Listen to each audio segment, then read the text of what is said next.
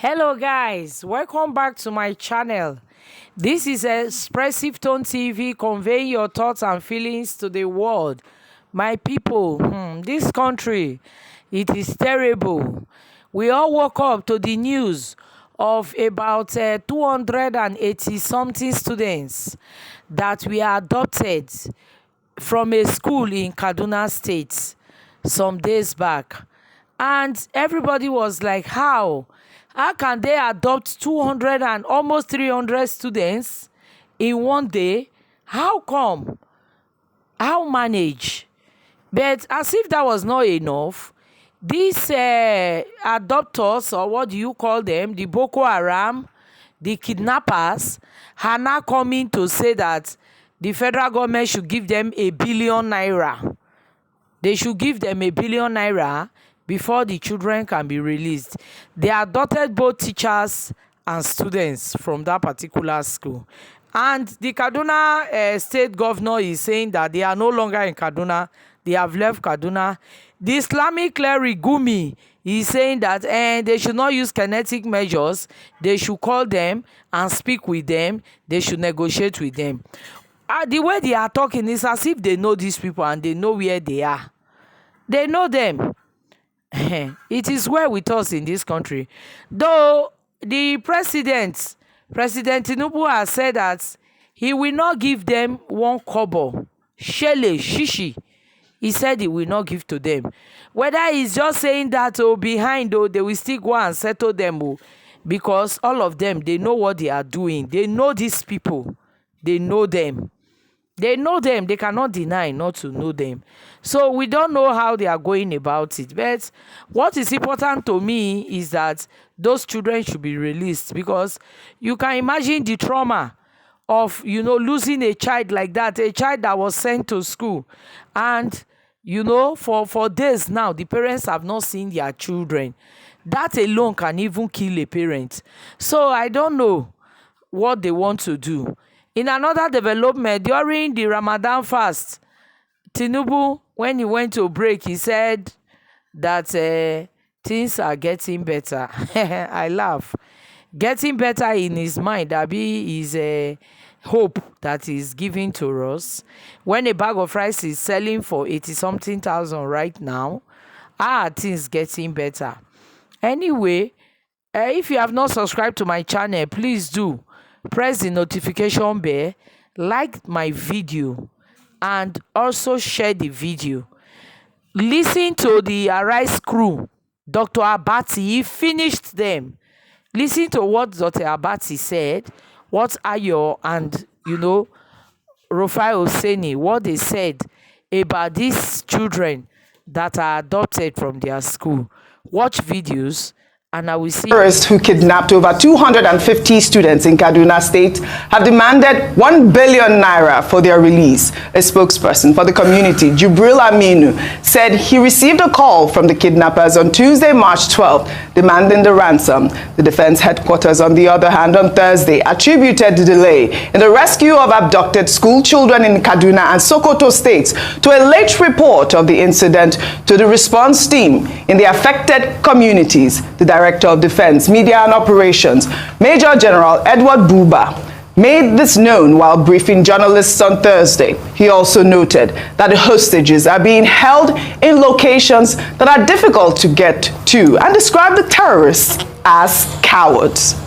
The situation is, however, indicative of the desperation of these terrorists to avoid troops' onslaught by all means.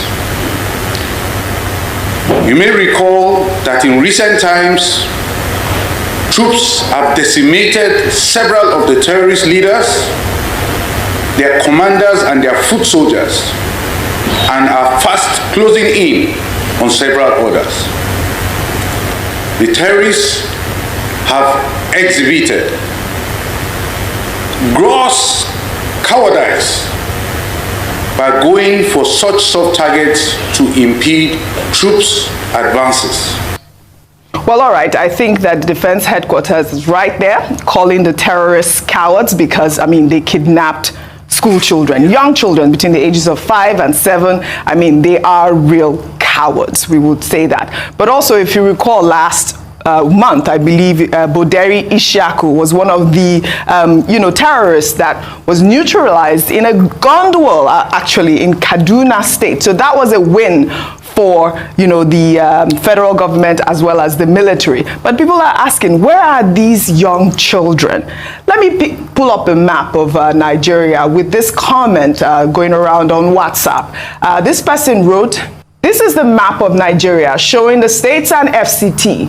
It is obvious from this map that Kaduna State is not on any part of Nigeria's international boundaries. It is landlocked. Where did the kidnappers pass through?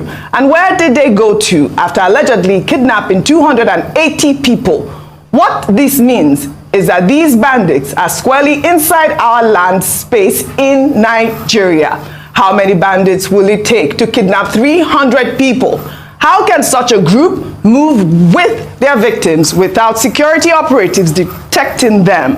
Who is offering cover to these bandits and kidnappers? Nigeria, are we not sleeping on a time bomb that's already ticking?" Well, in the meantime, the governor of Kaduna State, Uba Sani, on Thursday, said that the kidnapped children from Kaduna were moved to neighboring states. He was speaking to State House correspondents after breaking the Ramadan fast with President Tinubu. Most of these children that were kidnapped were moved to another neighboring states, in the case of Kaduna.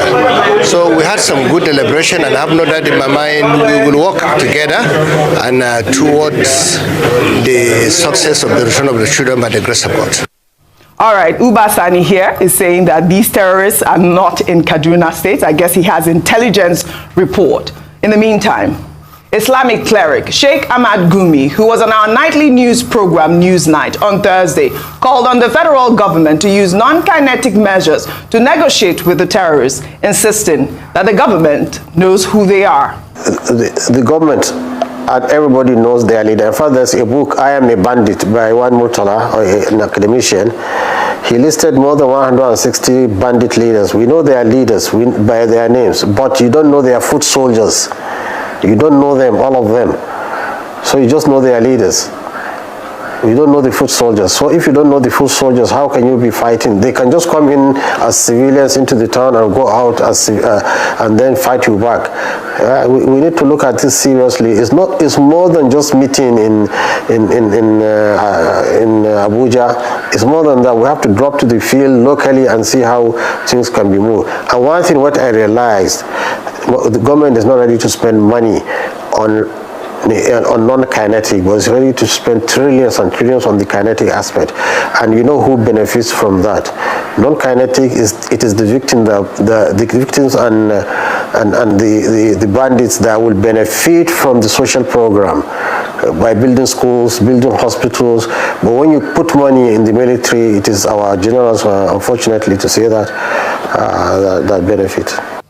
Well, Sheikh Ahmad Gumi here, we all know that he's always called for non-kinetic measures to, for the federal government to also negotiate with the bandits. He was on our show yesterday. He did also say that he does not agree with the payment of ransom. But you heard him there, Ayo, saying that the military, we all know who these terrorists are. But, he's saying that they don't know their foot soldiers. But at this point, that comment I read from that map of Nigeria in Kaduna State, where we know that these people are a lot in a landlocked area. Where are our children? Ojo, that's why we keep saying that there must be some form of complicity. There are certain questions that must be asked when it comes to banditry and the fact that it hasn't been contained yet. We keep hearing, especially from retired generals, that this issue can be contained, it can be dealt with, it is possible. However, we keep seeing that despite the amount of money allocated, ransoms paid in the past, we haven't seen any. We haven't made any headroad. The first thing I can mention is Kaduna being landlocked. Very fantastic observation. We've asked the question here, and from reports for people who were on ground that day, that a number of bandits came. They surrounded the school. So they were not a few gentlemen or a few men. They were huge in number. And then they came on motorcycles, and then they abducted about over 200 pupils and teachers. And they made their way out of that vicinity with a military formation or military from just 30 minutes away from there. And what we're hearing is that, oh, they weren't informed on time. Knowing that these areas are key areas, they're areas that have been, that have experienced attacks in the past, one would imagine that already there would be things in place, or the military would make provisions in place to ensure that that place is fully secure. That wasn't the case. In addition to that, the big question, who is sponsoring these terrorists? That's the big question. Who is giving them the weapons, the sophisticated weapons that they have? How do they have the temerity to demand 1 billion naira and then even be generous with the number of days to pay? It means that there's no confidence that it will be apprehended within the time limit. Because if you know that there are people on your who are chasing you, you would say within 24 hours, 48 hours, because you know that they are hot on your chase. But you're even the generosity of time. It means in 21 days we still expect that we'll still have these children with us, or these captives. That's a big statement there. Yes. For not looking at that. That the fact that they have the confidence and the boldness to ask for such amounts of money with a long term. I'm hoping that the Nigerian military or our security agents will take this challenge. Yes. What we're looking forward to is enough with these recommendations, talks, closed door meetings, open door meetings and the likes. Let us see action. Yes. That's what we are looking forward to. Right. I do subscribe to both kinetic and non-kinetic. I don't think it should be non-kinetic alone, because I think that this must be responded with force. We have to calm down very hard on these bandits. Yeah. But also, he makes a very solid point. Even though I don't like saying that he makes a solid point. But I mentioned that earlier. We must address the issues underlying poverty, lack of education, lack of awareness. We must engage the locals. We must engage traditional and religious rulers and leaders in the state, and ensure that they have a buy-in to know that we are protecting our people. Absolutely. It doesn't make any sense when it comes to intelligence, information. You must engender goodwill and engender their trust as well, because there's also a trust deficit.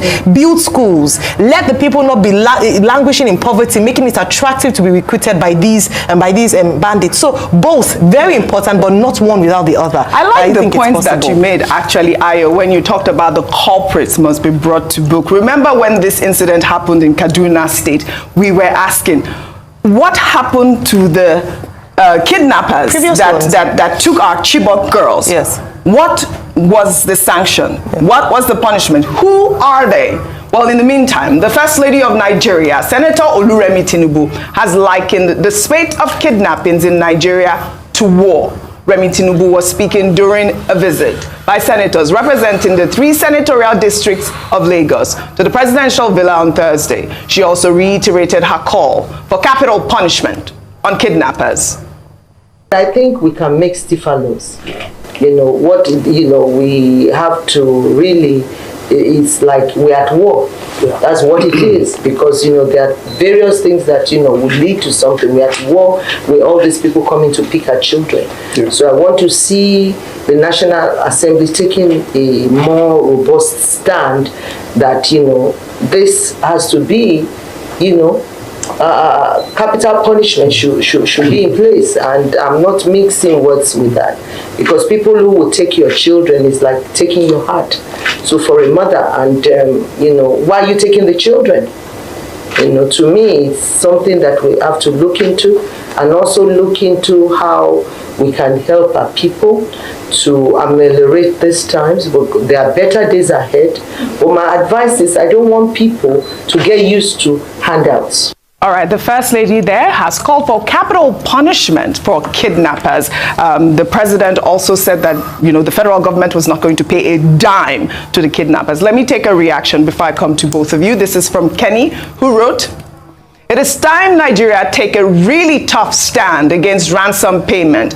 Our country will fall more into a fragile state if ransom payment continues. Nigerians should accept that we are at war against Boko Haram terrorists and all other bandits who demand ransom to fund their crime. Like in every war, sacrifices will be made, while structural approach is taken to eliminate attackers who refuse to stop. Members of the Nigerian Army, police, who have interests in kidnap activities in any form